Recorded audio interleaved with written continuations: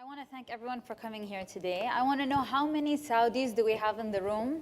Can you raise your hand, please? Okay, not a lot, so أقدر أتفلسف. Okay, first thing I want to talk about is how a few companies misunderstand social media. They're turning it into an annoying media. They're spamming a lot of us with a lot of messages and they're not interacting. So the first thing I want to talk about is how to target Saudi females. Okay, before I do that, I want to explain what is social media. Now, a lot of people in this room might not know who is sitting in front of them or behind them. So can please, every two tables, look at each other. So first row, look at the second row, look at the first, and so forth.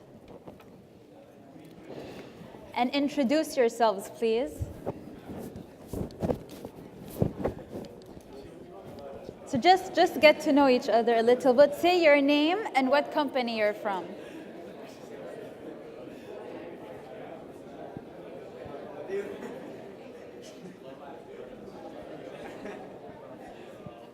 Okay, now after doing this, I see some of you are smiling. You're actually getting to know the person in front of you and behind you. Well, that's awesome. This is what social media is all about. It's about being social. It's about getting to know the person you're talking to.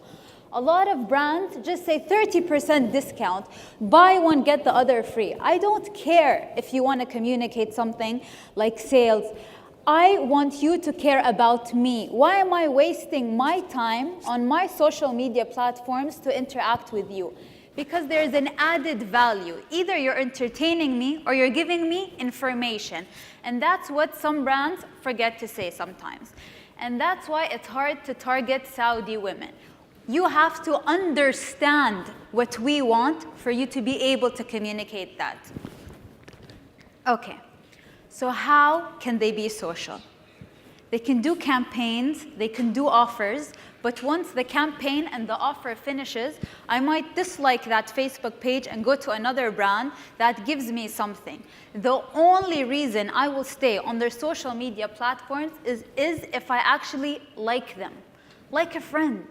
If they can't communicate with me, they say things, they make me laugh, something that's interesting, that builds loyalty. You don't want another brand that's offering the same product in a year or two and then them dropping you and going to them.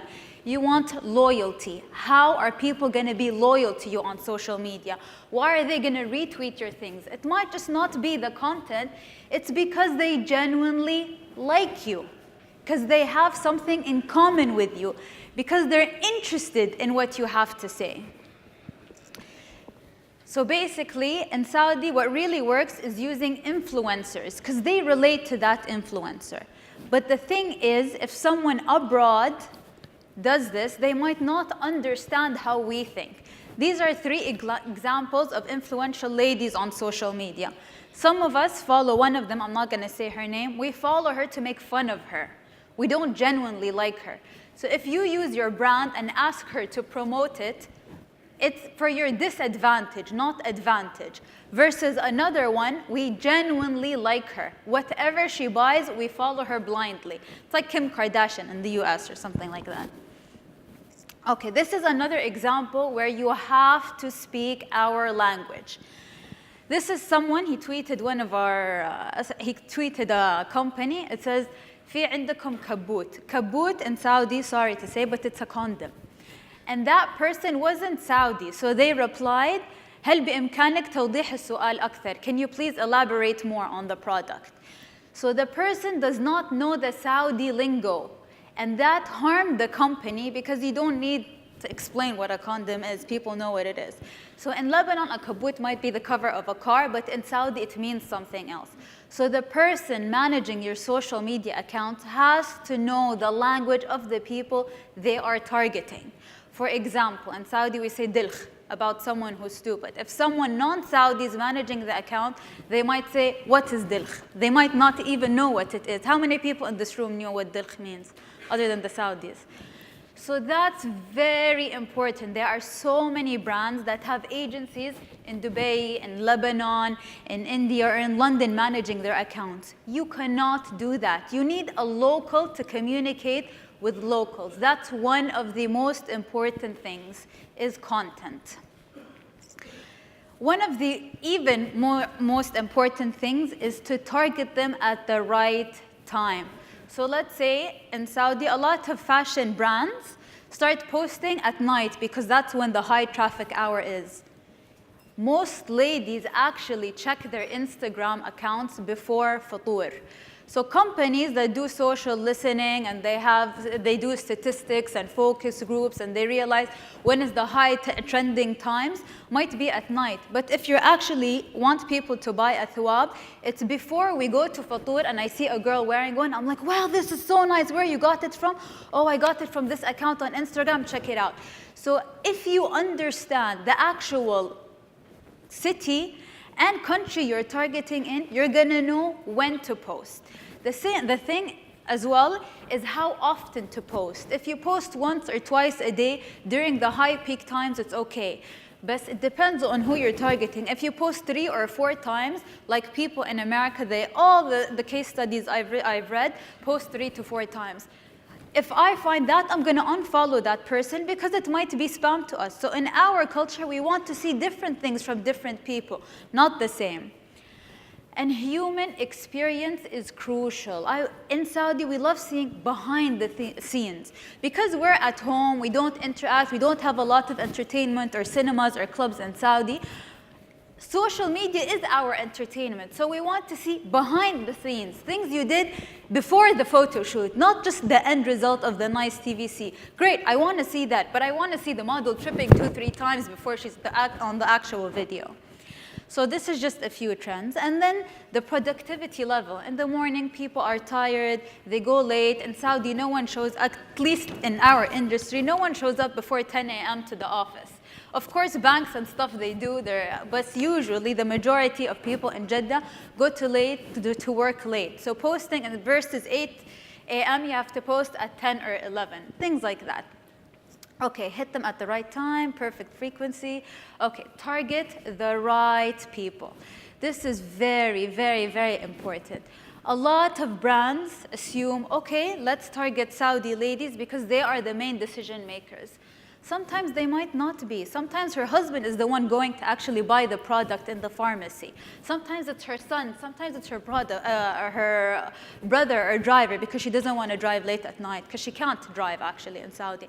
So the thing is, you have to even focus on men, not just exclude them completely. Some men are decision makers in our society. So this is, in a nutshell, what Saudi is, but the conclusion is you will never understand a Saudi woman unless you are a Saudi woman who actually went to school with us, who understands us, who works with us, and we're very, very dynamic. And we're a mystery. We change. Like last year, we might do something. This year, something else might happen. And that there are brands are talking about skincare. Great, but people are dying from corona in Saudi. Talk about that now. You have to always be updated with the information that's happening in that country. Social media is about being social and talking. It's not a one-way communication. Keep that for the TV. When you're talking to me on my social media platforms, please be interested in what we have to say and what we want to hear. Thank you.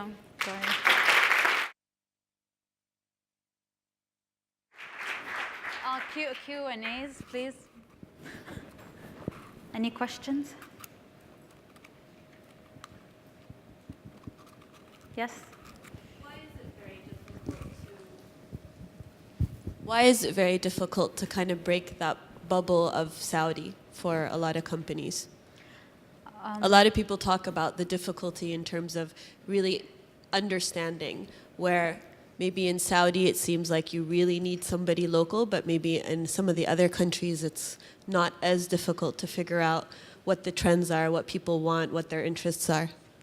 A lot of Saudi ladies will hide behind a veil. You will never know the true characteristics unless you actually live that lady's life. And companies don't target each city differently. Like people in Riyadh are more conservative and they have more money. They're willing to spend more. So you have to talk about the product experience.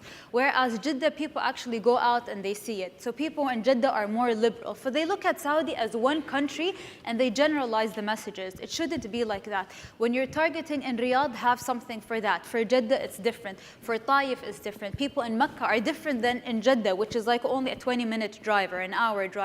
People in Dammam, Kaman, are completely different. They're more like the Bahrainis. In Saudi, you have the Najdi dialect, which is for Riyadh, and Jeddah, the Hijazi dialect.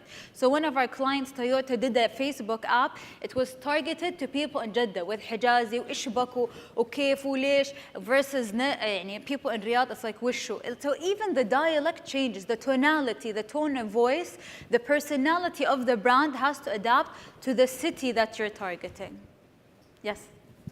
I mean, that's the case for a lot of countries in the Middle East, the accents, and that from city to city, it's different. Yeah. But what I'm saying is, why is it so difficult to actually get that information?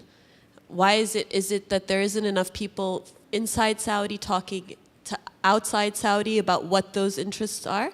Because not a lot of Saudi ladies are speaking up. Like you have Twitter, and ladies like Manal Sharif or maybe myself, we do say a lot of things. But our society, they don't make a lot of noise, Saudi ladies. The mom is a good mom and she cares about her children. She doesn't go out saying, I'm raising my children and I'm doing an amazing job. Okay, but people maybe in America do say, I'm a hardworking mom and I'm balancing between my career and my children. They're outspoken. We're more introverts, they're maybe more extroverts. I hope that answers your question. Any other questions? Thank you.